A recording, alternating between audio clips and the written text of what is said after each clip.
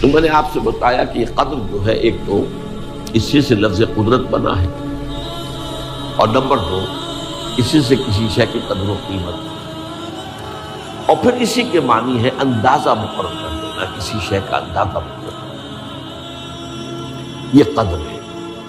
اللہ نے ہر چیز کا ایک اندازہ مقرر کر دیا ہے، اور قدر مقادیر مشکات شریف میں ایک پورا باب ہے ایمان بالقدر، تو ایمان سے ایمان نہیں۔ تو پہلی حدیث کیا ہے؟ مسلم شریف کی روایت ہے، عبداللہ ابن عمرو بن العاص رضی اللہ تعالی عنہما، حضرت عمرو بن العاص جو بڑے سرداران قریش میں سے تھے، بڑے سیاستدان تھے اور بڑے بہادر انسان بھی تھے، ان کے بیٹے ہیں عبداللہ، اور بڑی دلچسپی کی بات یہ ہے کہ باپ اور بیٹے کے مزاج بود المشرقین، وہ تھے جنگجو اور سیاستدان اور بڑے سرداروں میں سے، یہ تھے انتہائی زاہد و عابد، انتہائی زاہد و عابد۔ انہی کے بارے میں آتا ہے پوری رات کھڑے رہتے تھے نوافل، اور ہر روز روزہ رکھتے تھے، جس پر حضور نے یوں کہنا چاہیے کہ ڈانٹ پلائی۔ آپ کو اطلاع ہوئی، آپ نے بلایا، یا عبداللہ اولم اخبر انک تقوم اللیل و تصوم النہار تصوم الدہر، کیا مجھے یہ خبر نہیں دی گئی ہے؟ یعنی مجھے یہ خبر ملی ہے کہ تم پوری رات کھڑے رہتے ہو، نماز پڑھتے ہو، تم ہر روز روزہ رکھتے ہو، اب کیا کرتے ہیں؟ بلا یا رسول، جھوٹ بولنے کا تو یارہ ہے ہی نہیں، وہ بھی نہیں سکتا۔ فرمایا لا تفعل، سخت سے ہے۔ وہ عبداللہ ابن عمرو بن العاص رضی اللہ تعالیٰ عنہما اس کے راوی ہیں، قال رسول اللہ صلی اللہ علیہ وسلم کتب اللہ مقادیر الخلائق قبل ان یخلق السماوات والارض ب50,000 سنہ۔ اللہ تعالیٰ نے مقداریں اور تقدیریں، ابھی دو الفاظ میں بولوں گا تاکہ آپ کو ذہن میں بات رہے، معین کر دی تھی،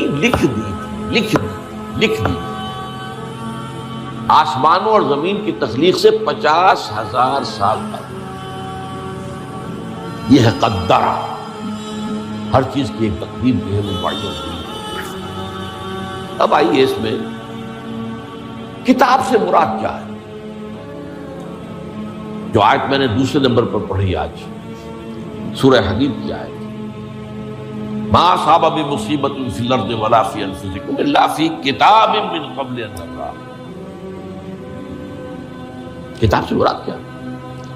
نہیں پڑتی تم پر کوئی مصیبت، کوئی تکلیف، نہ زمین میں نہ تمہاری جانوں میں، زمین میں سیلاب کا آ جانا، زلزلے کا آ جانا، کوئی اور اس طرح کی عمومی ہلاکت کا آ جانا، عمومی تکلیف کا آ جانا، تمہاری جان میں اچانک جو ہے تشخیص ہو گیا کینسر ہے، اچھے بنے تھے، ٹھیک ٹھاک چل رہے تھے، تو معمولی سی تکلیف ہوئی، انویسٹیگیشن کیا تو معلوم ہوا تو کینسر ہے، اور وہ کافی بڑھ چکا۔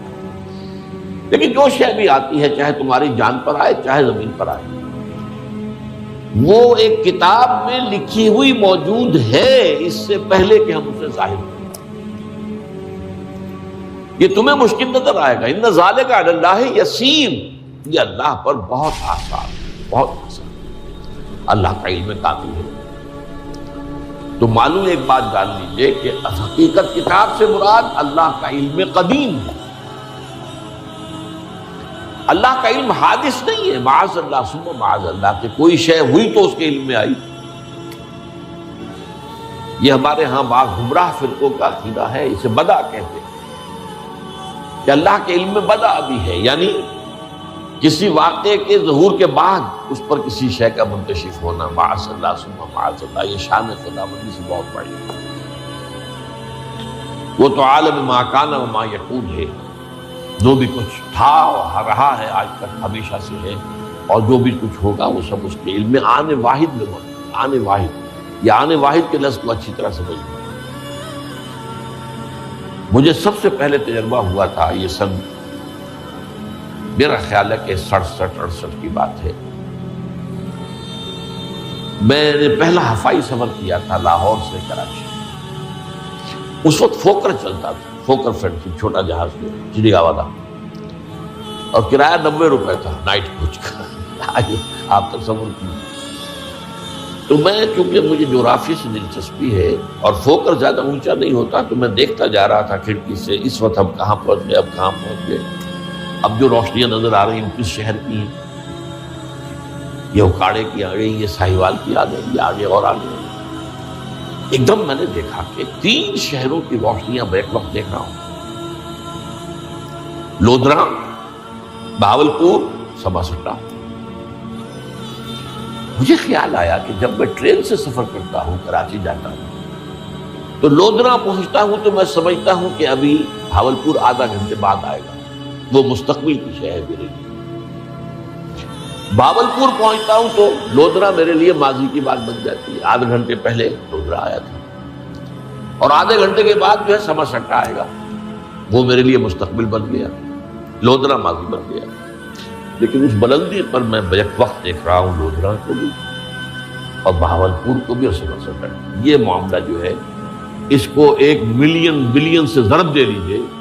اللہ تعالیٰ اس بلند مقام سے دیکھ رہا ہے جہاں اس کے مشاہدے میں، اس کے علم میں ماضی اور مستقبل کا بھی سواری ہے. آنے واحد، آنے واحد، آنے واحد. تو یہ در حقیقت کتاب جسے کہا گیا قرآن مجید میں بار بار بہت جگہوں پر آیا. تو یہ کتاب جو ہے در حقیقت اللہ تعالیٰ کا علم قدیم، اس میں سب کچھ موجود ہے، ہمیشہ سے موجود ہے، لکھا ہوا موجود ہے، اور کوئی غلط نہیں ہو سکتا. آگے چل کر گفتگو ہوگی اصل میں بعد میں کہ تقدیر کے جو عام عقیدے میں ہم تقدیر کہتے ہیں اس کے 2 پہلو ہیں. ایک پہلو ہے ما اصاب علی الانسان، جو کچھ انسان پر آتا ہے مصیبت، جیسے ابھی آیت میں نے پڑھی ما اصاب من مصیبت فی الارض ولا فی انفسکم. ہم ہر وقت صدمے ہیں، کوئی تکلیف آ گئی، کوئی مصیبت آ گئی، کوئی بیماری آ گئی، کوئی حادثہ ہو گیا، کوئی بچہ فوت ہو گیا، کوئی عزیز جو ہے وہ فوت ہو گیا. یہ ہر وقت حوادث ہے. تو جو بھی کچھ پیش آتا ہے وہ علم خداوندی میں ہمیشہ سے تھا. یہی وجہ ہے کہ ایک اور حدیث ہے ابن الدیلمی سے، لمبی حدیث ہے وہ، لیکن اس کے اندر جو آخری ٹکڑا ہے وَتَعْلَمَ، یعنی انسان کے نجات کے لیے لازم ہے کہ یہ بات بھی تم جان لو انما اصابک لم یکن لیخطئک وانما اخطأک لم یکن لیصیبک ولو مت علی غیر ھذا. اگر تم اس کے سوا کسی صورت پر ہوگے تو جہنم میں داخل ہو جاؤ گے، دخلت النار.